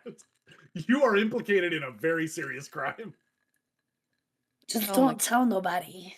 Yeah, don't. If you tell any, why'd you tell me? I didn't want to know. The journalist contacts the police in Anchorage, and Police Sergeant Mike Grimes, hell yeah, contacts the FBI right away about these claims. They immediately send agents to interview Jerry, and the agent that Grimes speaks to says that she's going to keep him updated on the case. Weeks go by, and he hears nothing, just crickets. So he reaches out to them for an update. He meets up with the FBI agent in Anchorage, and she tells him that she was told to just stay out of it. So literally nothing happened, and people were just left to speculate about it. Some people believe that the plane was taken down by a mysterious energy vortex. I feel like with the testimony of someone having a briefcase with a bomb in it makes it a bit more compelling than an energy vortex, but we are talking about a weird mysterious triangle in the middle of Alaska. The bomb makes more sense. True. Yeah, I feel like there again, I'm not even necessarily leaning towards that just because of like skepticism, but like we have a few details about someone specifically talking about a bomb in a suitcase. And some people are just like, could be an energy vortex, and like, but yeah, anyway. Created by a bomb. That's a pretty good energy vortex. Oh, the bomb was an energy vortex bomb. There you go. Okay. All right, and now we have other disappearances.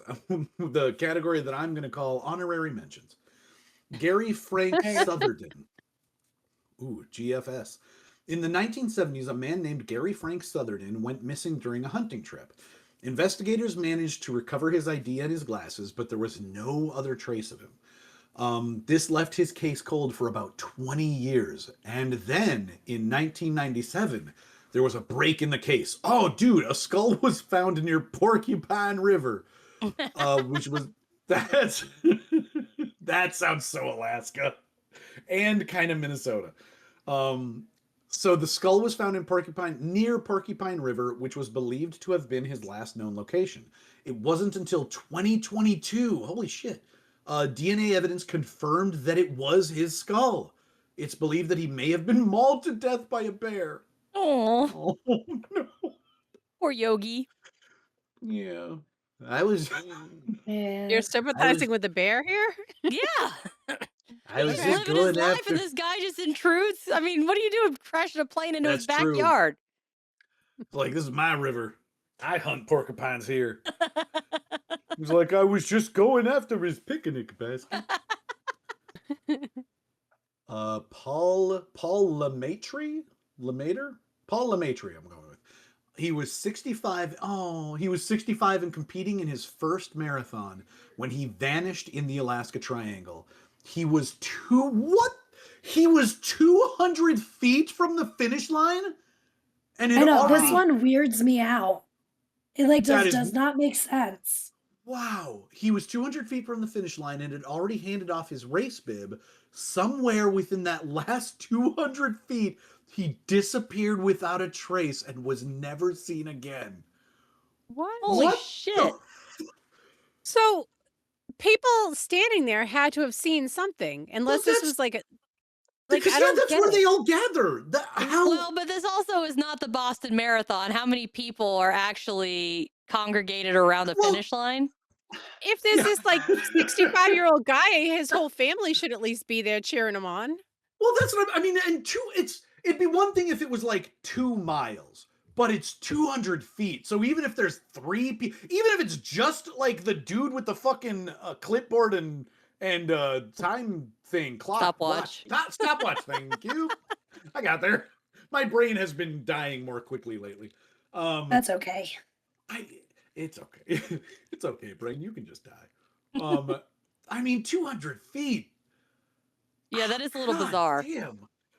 I That is think that he wild. like went around like a corner, like there was a curve in like the trail, That's what. and Yeah. that's somewhere between going around the corner. That's where he disappeared.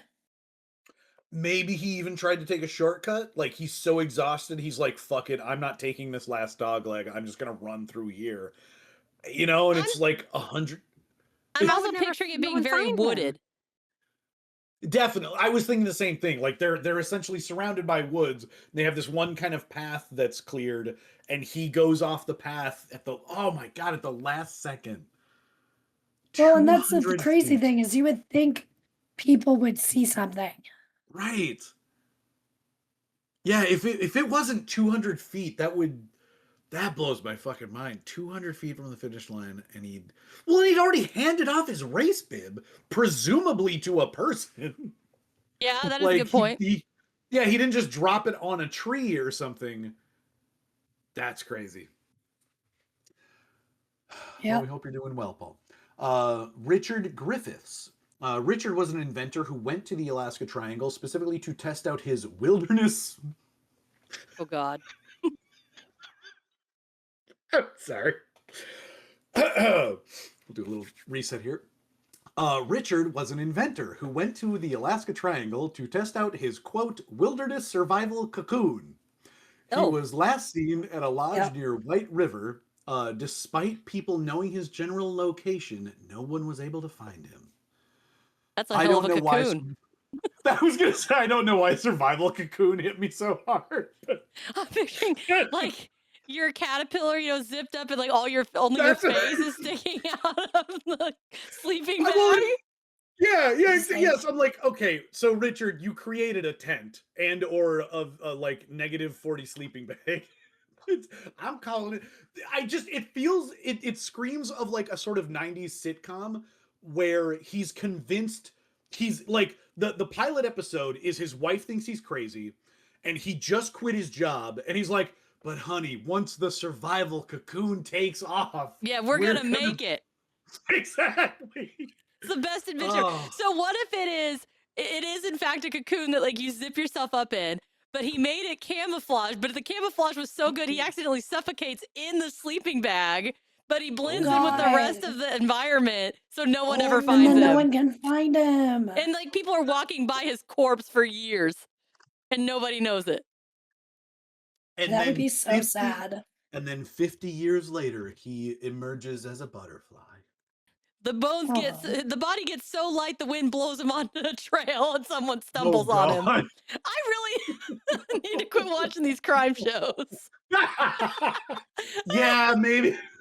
How do you know you've just had too much true crime? I love in how your your life? version of the TV sitcom I feel like there could goes, never be too they're much. gonna make it. Mine is his corpse is laying next to a trail that hundreds of people have walked down it for decades and walked right by this poor rotting corpse. Yeah, mine has a live studio audience that's laughing. Yours is just a single shot of just it's sort of like an I Spy picture where it's like which thing is him, and all you hear is just the silent sort of cold sound of wind gently going through pine trees. And then at the last second before the camera cuts to black, like a thing falls out of the tree, and then it's just like that's him, and then it's just like credits. Like that was like that's Alaska, baby. Yep, brutal.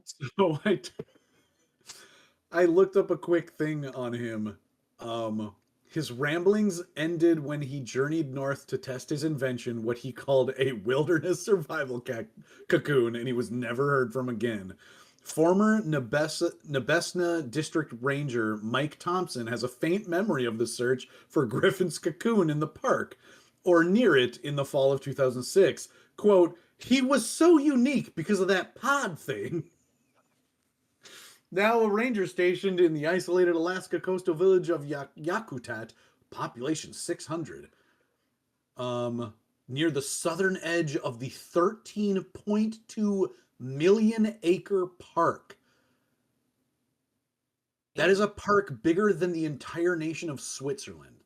Okay, I can understand why he wasn't found. Wow. He just wandered in the park and that was it. Yeah, that's a big park. Like, even for the They US, don't get paid enough for that. right? Well, especially now after it's all been. Oh, like, yeah. But we're not here for politics. We're here to talk about Alan Foster. In 2013, seasoned pilot Alan Foster and his plane disappeared over the Alaska Triangle. The only anomaly reported before he lost contact was his plane dropping 1,100 feet in altitude. Neither him nor his plane was ever recovered. God damn. And that brings us to our next segment, the energy vortex. Some people believe that the Alaska Triangle is home to this mysterious energy vortex, similar to that of the Bermuda Triangle. Compasses go crazy and electromagnetic equipment will suddenly fail. This also happens in the Alaska Triangle. People have reported having their compass become 30 degrees off for no reason. Some have reported hearing strange noises that sound otherworldly. Many have claimed that when they've gone in this area, they've had auditory hallucinations. Which makes me think of Appalachia. Remember, if you hear people whispering to you, follow them. Always follow them into the darkness. Some people think that all of this weirdness may be tied to a mysterious energy project. This is what I was thinking initially when we were talking about Alaska. The mysterious energy project built by the government known as HAARP, the High Frequency Active Auroral Research Program. Built in the 1990s, it is in the Alaska Triangle. I was just gonna say we do have an entire episode about that if you want to check it out. We did that. Was that episode 51? Oh my god, my brain. I had to look it up because I did not remember. Well, I literally just said last fall, and like we're in the hundreds right now. Yeah, episode. What'd you say? Episode 51? Yeah. Wow. Okay. Why does that feel so much close? God, I wouldn't even been in this house. Oh, brain. Okay. I have no answers. Yeah, we have a whole episode about that. They were built to study the ionosphere. It's where we have satellites and where the northern lights occur. They have 180 radio antennas blasting high radio energy into the sky, and they can make artificial auroras. They are meant to work with things like GPS, storm tracking, and keeping communications safe for the military. People question if there is more going on there than what meets the eye, which I think is fair, especially if you can create like artificial auroras. Many believe that it is controlling everything by weaponizing the atmosphere and even controls us with these radio frequencies. People think HAARP is a distraction, and all of this is because of something buried deep in the Alaskan wilderness, the Dark Pyramid. Which brings us to our next segment, the Dark Pyramid. The rumor is that there's this hidden energy source buried in the Alaskan wilderness that people have been calling the Dark Pyramid. It is allegedly so large that it is 4 times the size of the Great Pyramid of Giza. That is so powerful and secret that the government has scrubbed it from satellite images completely. In 1992, China performed an underground nuclear test. Geologists in Alaska were studying the shock waves created by this test and found something buried 700 feet below Alaska. So they do more testing, and it reveals that there is something pyramid-shaped. Holy shit, I've never heard of this. I haven't either. Well, you wrote this, Celine, come on. Well, I mean, I had it until I wrote it. I didn't know it. Yeah, I'm sorry. So a years retired anonymous naval captain called into the radio show Coast to Coast. Oh yeah, it's a good show. It was a very popular show. I've listened to it a couple times. On air, he says that back in the 80s, he was working on government radar systems in Alaska, and he kept running into this large radiomagnetic interference. None of his superiors could explain it. He said that this interference would mess with plane radios and cause navigation and radios to glitch out. He became convinced that the source of this energy and its interference is the Dark Pyramid. So he goes and tells his higher ups, and when he did, they threatened him with a court martial and told him to keep his head down and stay in his lane. Jesus. Fair So enough. yeah, they're like, dude, stop fucking. It's not real. Shut up. So people think that the government is keeping it a secret because it is a large, powerful source of energy. Some people think that it is also where all of the aliens live. Underground pyramid. That was also part of the Alien versus Yeah. Predator movie. We have like a giant pyramid under the ice caps in, I think, the Arctic Circle. Could be. Excuse me, I needed a sip. Nathan Campbell attempted to find the pyramid in 2020. He hired a charter plane to drop him off as close to the coordinates of the pyramid that he could get. With him, he brought 4 months of camping equipment. Hopefully he had a cocoon.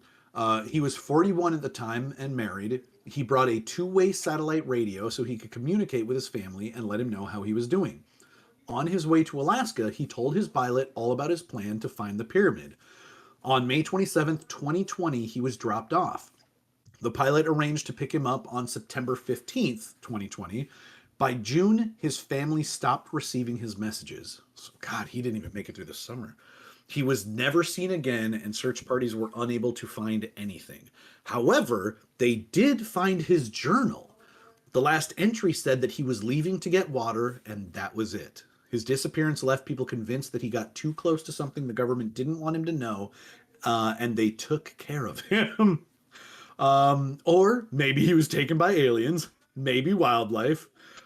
He went to get water and maybe just decided not to come. Oh my God, he just decides not to come back home. Wouldn't that be crazy? I mean,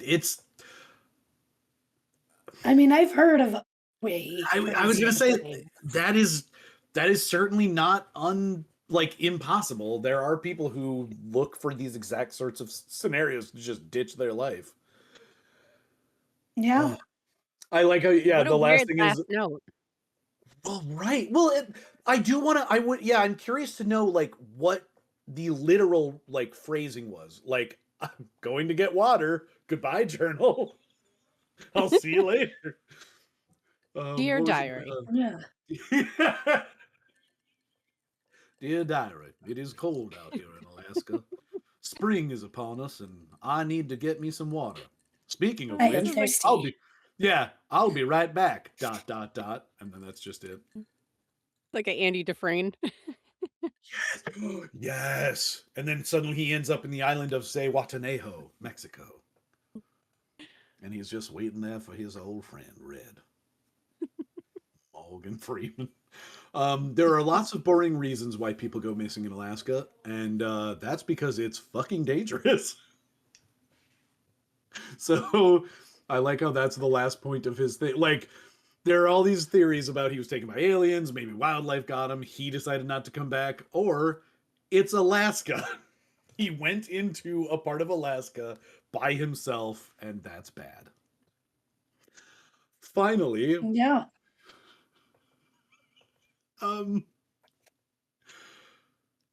this is not what I was expecting. The final segment we have here is called The Otter Man, which I really want him to have found a mate and reproduced very prolifically so that we could call it the Otterman Empire. Oh, You're welcome. You're welcome. This is apparently an ancient legend. For thousands of years, the indigenous people of Alaska, specifically thank you for the pronunciation, guide there. The Tlingit people and the Simshane people have talked about the Kushtaka, which translates roughly to land otter man. According to legends, he is a shapeshifter who can take the form of humans, but usually looks like a harmless otter. And I would hope he had a mate that he's holding hands with as they float around in the river. The Kushtaka sniffs out the Alaska wilderness, seeking out lost hikers. He doesn't just lunge at you, he plays with his food psychologically like an orc. Oh my god. This went from cute to real bad real quick. Jesus Christ. Okay, he doesn't just lunge at you, he plays with his food psychologically like an orca, changing to your friend, family, or child. Then he leads you deeper into the woods where he kills you, or you become one yourself. I kind of want to become an otter. I gotta go to Alaska. You want to become a Kushtaka? I'd be a little otter guy. And then I'd be like, well, are they immortal? Well, it's an ancient legend. That is a good question for another time. That is true. That's a good point. When future episode, the Otter Man. Yeah. Truly, the last line is, truly, there is nowhere to know. There's no way to know, but what do you think is most plausible? Aliens, obviously. Oh, wait. There again, yeah. So our options generally are wilderness, or wildlife, deliberately trying to leave one's life, a shapeshifter, or it's fucking Alaska, and it's scary wilderness and people fucking die. I will take it's fucking Alaska for 500, Alex. Yeah, I feel like most Alaskans would say that too. Like, hearing stories about the Alaska Triangle, they're like, guys, it's fucking Alaska. Did you not hear the thing about there are places we can't reach without an airplane? It's Alaska. It's dangerous as fuck. Don't be stupid. Yeah, people are building fucking cocoons out here. True. Well, that is the end of our story, dear listeners. We hope that you had a fun time. So who wants to go to Alaska? Me. I would. Okay. Maybe not the triangle specifically, but like generally speaking, yes. I have heard that it is insanely beautiful. My mom has mentioned multiple times that she has several friends who like through a nursing program or a doctorate kind of thing, whatever, they ended up being or like through military, they ended up being stationed in Alaska, and they didn't necessarily want to go. They're like, we're from Minnesota, I don't want to go all the way out here to this wilderness. And they either come back really quickly and are like, I never want to go back there again, or they love it so much they just never come back.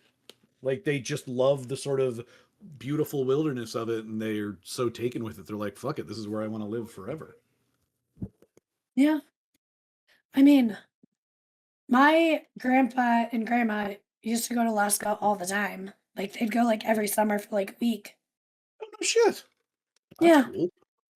And where in Alaska, I could not tell you. Oh, Just but he knows. Somewhere.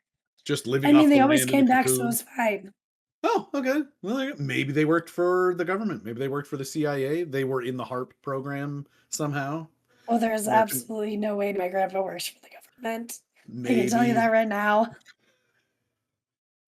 maybe an otter man. Maybe they were both otter people.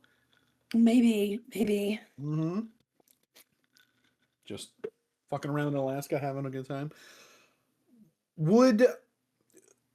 I forgot what I was going to ask. I got no answers for you, Matt. I don't either. God, I had a question that I was trying to bring up. Anyway, apparently it wasn't important. That's okay. I think my It cat is. is fucking with the door again. Little Is he asshole. Is he I outside? do like. Yeah. Oh, sorry. Go I Well, he do ahead. find can't it be in here interesting because he chews on the cords. Oh, Sorry. What is it? A dog or a cat? My cat. Oh, I have the same thing. My cat Yeah. has chewed through every single one of my iPhone cords, and it's in the middle of the night. I hear him just chewing away. Yeah, you hear the Oh, chewing and you're like, what the fuck are you doing? Yeah. Yeah. He's a menace. classic.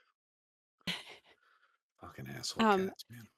I think it's really interesting there how they have the HARP program, but in tying back into Dyatlov, how they had the theory of the infrared sound, like the really low Oh, pitch. yeah. So I wonder if Mhm. that was because that does make you go like completely nutso if it throws you off if it's way too high or way too low. Yeah, it Could makes me be. because we had now I want to look up like what fuck I think it's in there. What like time period that was created. Oh God, where was that? No, not other disappearances. But I mean, it could have been an All right, to be extension of determined. the infrasound because that's low. And after they're like, well, what if we go really high with the harp and try to make people go crazy Right. that way? You know? And they're like, oh, okay, 1993. Okay, so it definitely wasn't like the people in the 50s or 70s, but that could be I mean, that could be some like politicians and stuff who are just like fucking around up in Alaska, and they're like, we don't like this guy anyways. Let's turn on that herp thing we were talking about and see what happens. I know. Listen, I didn't believe in any conspiracies last year, the year before, but this year I'm down for anything and everything. What? Well, then, then I have to ask, what changed that suddenly made you a believer? All these people are like government officials are out like, yep, well, there's an alien here. Yep, we have aliens over there. Like Oh, everyone's just yeah. coming up. I'm like, what? Are you I serious? personally, my 2 cents on that is I can't.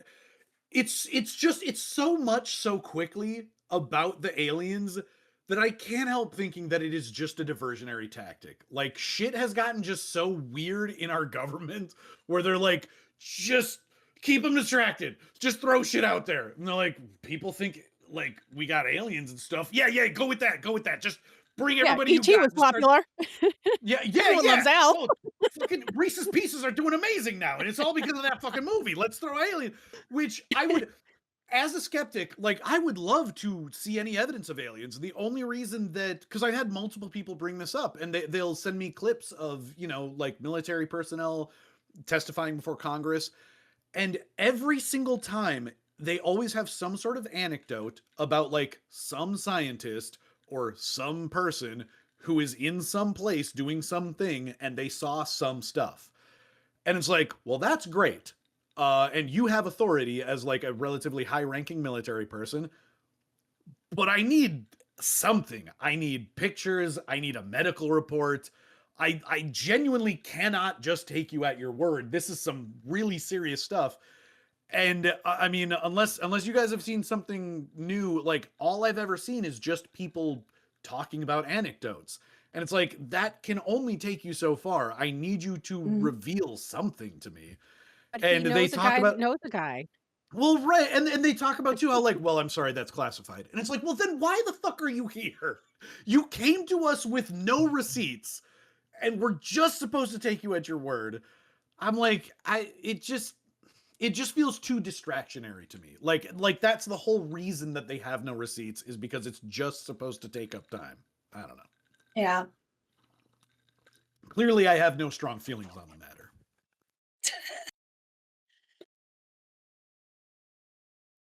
And that is cool about the pyramid. And I do wonder if it does have the magnetic thing, like you said, and it does that the pilot thing, the spatial thing, where they can't Yeah. tell which way they're going if they're upside Yeah. down, if that is why they disappeared. But how come nobody's found any planes? That Who's is eating weird. all the Yeah. metal? This It's freaking very Otter Man? weird. Maybe. I would love that if Otterman also eats planes. He's just like, look, I like humans or whatever, but I love planes Those so much. planes, Oh man. my God. Ah, Listen, my I've wife eaten never. clean all week. I'm just Yeah. gonna splurge this weekend. Oh my God, honey, Eat this this plane's plane. got politicians in it. We're eating the shit out of this plane. It's been years. haven't had a plane since the 50s. Ooh. Oh. Now I want a sitcom about otter people. Just shapeshifters in Alaska who are eating American planes, just flying all over the Those place.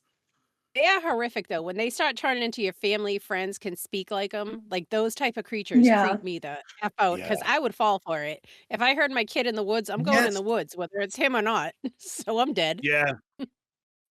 It's I think It's an I easy would way be to get just as ya. well. Yeah. Yeah, I think it would. Now, if I was like hiking alone in the Appalachian Mountains and I hear someone that like I know, and they're like, "Hey, bro, we're gonna go play fucking Mario Kart." I'm like, "No, like I'm going back to base camp or whatever the fuck." Like, fuck Can't this say shit. no to Mario Kart. Come on. Oh, that's true. It is Mario Kart. I would probably yell back, "Which one?" And they're like, "The Wii," and I'm like, "Go fuck yourself." Do you have the Rumble Pack? Yeah, yes. It's N64 or nothing, you motherfucker. Oh my god. Yeah, they would get if they had Mario Kart and pizza rolls, I'd probably be fucked. Yep. Natasha, I think Well, you're talking. I can't hear you. Ooh. oh, is that? I thought she was just like suddenly really low energy. Was she talking the whole time? I thought that she was Well, just shit. like, oh no. She Yeah, was I thought she over was it. just No. like clocked out. Yeah, she's like, fuck this, I'm done. I've expended all my energy for the day. I don't have time for this. Just made some So- fish and chips, waiting for my Yeah. Klondike bar to freeze. Waiting for my Klondike bar to freeze. All of a sudden we cannot hear you at all. I agree. For listeners who can't about see now? her. Oh Yes. yeah. Oh, Oh, okay. I was totally just gonna lie Welcome about back to hand the motions I'm party. making. Yeah. You made You, it.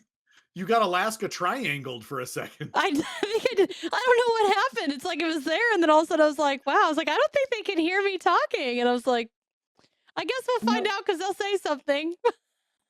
She heard us calling her from the woods. She ran out there. Yep. We beckoned you. I was just gonna say, if I heard somebody calling out for me for the woods, I'd be like, "Yeah, go fuck yourself in general. I'm not going outside." Nope. Yeah, no thanks. Yeah, that's a hard pass. But one thing that I was thinking of was, I wonder how close, like, or how it lines up with the ley lines for the triangle. Oh. Let me hold on. I wonder. Alaskan. As much as I would ley love for it to be a lines. vortex, it's just fucking Alaska seems to be the most logical. True. Yeah, then give them to me. Leylines.com. Oh, .net, pardon me. Oh, yeah. Oh no. I'm about to get a virus. Notice to Bing Maps and Google Maps? What the fuck? Okay, okay. Let's get you started. No, I don't want to take a tour. Just take me to Alaska. Search for locations. Juneau. Alaska. Ley lines in Alaska are often associated with the Alaskan Triangle, a region between Anchorage, okay. Juneau, and Fairbanks, notorious for mysterious disappearances, UFOs. So, yeah, there's a correlation there. Vortices is back on the table. Yeah. Beautiful. We thought they were out, but they're back in. Hell yeah. Never take vortices off the table. No. They'll surprise you. Yep. They get you when you least expect it. Just like an otter man. Although I suppose, like, you kind of expect it right before the otter man gets you. So you're like, I didn't think you were quite looking like my dad See, just enough. I wouldn't have went with Otter Man. I'd have been like, where otters? That's a good point. Yeah, like we already kind of have a phrase, like for people who turn into other things. You're either a skinwalker or a were insert blank creature.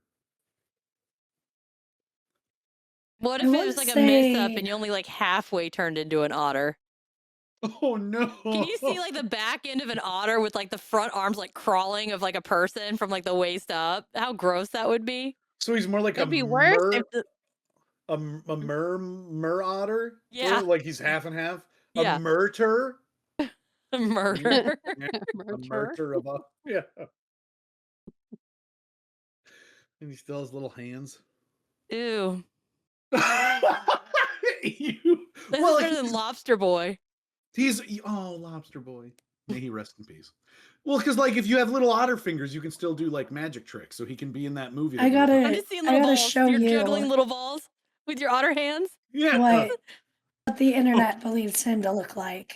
No. Oh my god. Shut. Oh my god. Oh, I looked at the worst one first. That like top middle, like the third one in on the top row. Jesus. What No, is that? horrifying. Is that a statue? That's not a drawing, is it? That's like a For Otter Man? Yes. what the fuck is that? Land Otter Man. That is horrifying. Oh, there's a color This was one. the first one that I saw. Was this one? Oh my gosh, His all I'm arms getting are, are like, is so furniture. Furniture. Oh shit. Otter Man. See, there again, that's like totally a Midwestern guy who's like, you see, I'm making a company called Otter Man, but but all I make is ottomans. Ew, you see the one that looks like Godzilla? Yes, that one. It's like beefy. Like what the hell? Why does it have such a? Well, I suppose they do kind of have long necks. That is not what I pictured in my head at all. Oh, I like No, this it's one like where he's kind in of the horrifying outfit. a little bit. I'll be honest, I just kind of assumed that, like, I wasn't thinking a combination of, like, a human-sized being with, like, the features of an otter. I just assumed he turned into, You shrank. like, yeah, exactly. That's what he I legit turns thought. into This an is otter. like this is like the in-between phase where he's like mostly human but part okay. otter still. It's like in Buffy when like the vampires could sort of like they were stronger than humans in general, but then they could go like vampire mode. Yeah. Mhm. And they're like, I'm not even like full vampire yet, but I'm gonna fuck you up. I've got the body of an otter, but the heart of a man. I love you with my man heart. I hold your hand with my otter hand, but I love you with my man heart. We're just inventing the shit out of some sitcoms here. We need an Otter Man sitcom and something about a plane. No, the Cocoon you guy. had me at otter. Cocoon, yeah. And then we have French Nicolas Cage. Yeah, That's the other. We have to tie it all together. And he's got his wind blowing in the breeze, his hair blowing in the wind. You know, he's got the mullet. Oh yeah. Like Fabio Nicolas Cage. And then instead of it being a plane, at the last second, the camera pulls back and you see that he's holding a like a hair dryer, and it's the brand Conair. Ooh. I thought you were going to say he's holding the Pepsi and he turns it slowly with the new logo. It can be both. Yeah, it pulls back and he's got one hand with the Pepsi and one. Yeah, and at the last second he pulls up he the takes a drink. And then he starts pouring it all over himself. This is Fabio Cage, second cousin Yes. to Nicolas Cage. Oh man, guys, we gotta be writing movies and stuff. These are amazing ideas. Oh shit. Oh god. Now I am tired. I haven't eaten all of my fish yet. I still got a long night ahead of me. Do you have work or something? It's only lunchtime, so I got to stay up. What do you mean it's only lunchtime? What So are for you me, doing? it's lunchtime right now. So I would normally be eating lunch right now if I was at work. I keep the same schedule while I'm at home. Right, that makes sense. Yeah. So I was up at like 7:30 tonight, and that's when I woke up. But you so don't now work. You don't work today, like tonight. Correct. Well, then you may as well be enjoying some fucking duck farts. Yeah, I know. But then I got to stay up because I got to make sure I get my kid to school in the morning. Oh, yeah, you can't be duck farting on your way to school, that's for sure. Yeah. You gotta, yeah. Do you ever take naps during the day? Like on a day Mm, off, kind of? I try, but I have a hard time sleeping. So usually if I'm out, I'm like dead. Yeah, me too. I've never been like the times that especially the times that I've worked like overnight jobs. Especially in college when it's like I would go to class during the day and then have a job at night, and I'm like, that was not a smart fucking plan. Yeah, Your exactly. yeah, your whole life just starts blurring together because I'm like, did I take a nap? Did I even sleep at all? And then you're trying to like fucking learn the secrets of economics and shit, and then I'm like, Yeah. fuck, And you oh never know god, what day it is because all your days blur yeah, together. Because I tell people, I'm like, when you wake up, it's one day, and you go to work and it's one day, but when you leave work, it's the next day. But then you go to yeah. bed and wake up and it's the same day. And depending on the season, you'll wake up at night, go to work at night, go to Yep. bed at night, and then you wake up and it's still fucking night. Yeah, exactly. Perpetual darkness, which is kind of what Mhm. I'm into. So, Which brings us back to Alaska. oh, 6 months. Shit. It all 6 months. comes full circle. Or it comes full triangle. Oh. Ooh. Correct. I saw Elise. So I have to admit, this has been enjoyable as hell. I wish it didn't have to end, but we are all humans, and not all of us stay up all night. True. But I would like to invite you both at this time to, because I don't remember if I brought it up at the beginning. We did, but I already forgot. What is the name of your podcast? So we are Creep It Weird. Creep It Weird. Do you have like Facebook pages and or Patreons or any of Oh, that yeah. sort of thing? So we're everywhere. We have Instagram, Facebook, TikTok, X. We have a YouTube. We've Hell also yeah. got the email, which is creepitweirdpodcast@gmail.com. So we just encourage everybody to send in their stories and any requests that they have. We also have the Patreon page that we have as well. We've kind of got a little bit of everything. The only thing that we haven't got to yet was our merch. Oh yeah. Nice. Yeah. Do you have any ideas? Oh, Like yeah. specific. We have plenty. Oh, yeah. Like a lot. Okay. Oh jeez. Well, then look for that merch coming soon. Can I get a sweatshirt? So you guys are doing like Yeah. t-shirts or okay. Well, good to know. We'll have to figure out And if we can get it. Once we get it set up and everything, sweatshirts will definitely be on the menu. hell yeah. I'll give me a sweatshirt. Ooh. And listeners, if you have any recommendations for us, either pairings or stories, you can contact us at peculiarpairingspod@gmail.com. And we're on the app formerly known as Twitter at peculiarpairpod. You can check us out on Instagram at peculiarpairingspod. And we too are on Patreon. So, come check us out Yeah. at the place. And we're also on YouTube now. Hooray! Woo! Very exciting. I'm sorry, my phone was buzzing a lot, and I'm like, what the fuck is happening? It was in the middle of my Oh. thing, and I'm like, so I had it kind of propped up, and it started moving, and because I had my headphones on, I didn't even hear it at first, and I'm like, what the fuck is happening? It wasn't me this time. No, I was kind of losing my mind because I wasn't sure if it was the triangle or the booze that was making things happen, but it did. Well, thank you very much for being with us, y'all. What is your upcoming episode? What are you guys coming up on the future? So we've got one. We still got to record it. I'm not really sure because she always surprises me. It's the same thing. I bring one to the table that she doesn't know of, and then she brings one that I don't know what's going on. Nice. Same kind of setup. But the last one that we recorded was Sam the Sandown Clown.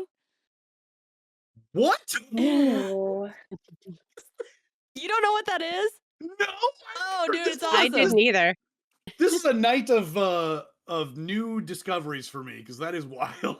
Yeah, it's pretty peculiar. See what I I do did need there? to. Did you say sundown? Oh No, that okay. That was the booze because that took me too long. Like unplugging your show on your own show. So a lot Did of you- times it gets confusing. So we we laugh because we were saying that we always thought it was sundown, and I was like, maybe he's got some timers. no, I was But like, wow, this is really racial. Like, this is a problem for Whoa. me. But Yeah. it was Sandown, which is a place. But when I've Okay. heard it, Oh, that's what okay. I heard. No, because that was the next thing I was going to That's ask. I'm so like, interesting. Did you say sundown? Something like Yeah. that could potentially. I mean, if it's historically accurate. Either way, it could work. Well, for sure. Dude, but I will say, sundown clown is immediately more terrifying. Yes. Yeah. But no, it's the place Sandown. Is that a town? Yeah. It's like Oh, off the coast. Where was it? Off the coast of Portmouth? It's near where Jeff is. It's near the Isle of Wight. Jeff? Wait. Jeff the uh, Talking You know Jeff Mongoose. the Mongoose? Oh, Oh, yeah. yes, Well, I yes. knew. Yeah, the mongoose. Everybody knows Jeff. Yeah. Good old Jeff. Everyone knows him, yeah. It's near his spot. Is that does everybody know Jeff? Am I the only person? Oh, who you don't doesn't know? You really don't know No, I Jeff? have no idea. He's a talking mongoose. Yeah. I thought you were making like an Epstein joke or something. I didn't know what was happening. I was like, I didn't know. I didn't know there's a mongoose named Jeff. Yeah. He is hysterical. Highly recommend you guys cover it. Okay. Well, I'm gonna write that down. Jeff the talking It's mongoose. GEF. Oh, I'm not covering that. He's very I- adamant about how to spell his name. Yes. So if a talking mongoose tells you that's how you spell his name, that's how you spell it. Okay. Yeah. Jeff. So You just don't question the mongoose. you don't. Okay. That's first of all, that's a badass T-shirt and tattoo. You don't mess with the talking mongoose, and then you never explain it to anyone. They're just like, "What does this tattoo mean?" You just glare at them. You're like, Don't. "You don't You understand." just We obviously don't don't talk about the know. mongoose. Yeah, you just walk away. Like if you don't get, I do have to confirm though. It's generally when it's with a G, it's like GEOFF. This is just GEFF. I thought it had an O. GEF. Oh, Fuck, that's When fucked he up. spells it, he says GEF. maybe he just doesn't know how to spell because he's a mongoose. Could be. That is what is in my head Like, canon I'm at just the very sounding least. it out, guys. This isn't how you guys spell Jeff. How do you spell Jeff? Well, we usually. Do you know English? Well, I'm a talking mongoose, so Yeah. I don't know why I made him like a sloth.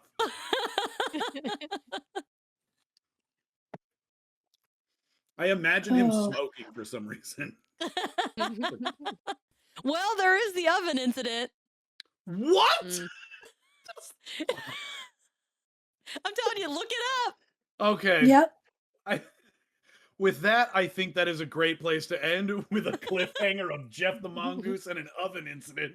So, listeners, you will have to check them out and figure out what the fuck is going on. But until next time, thank you so much for listening. Thank you two for being here. It was a pleasure.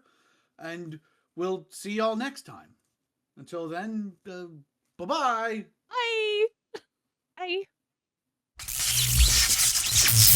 All right, I think I hacked in. We're on the air?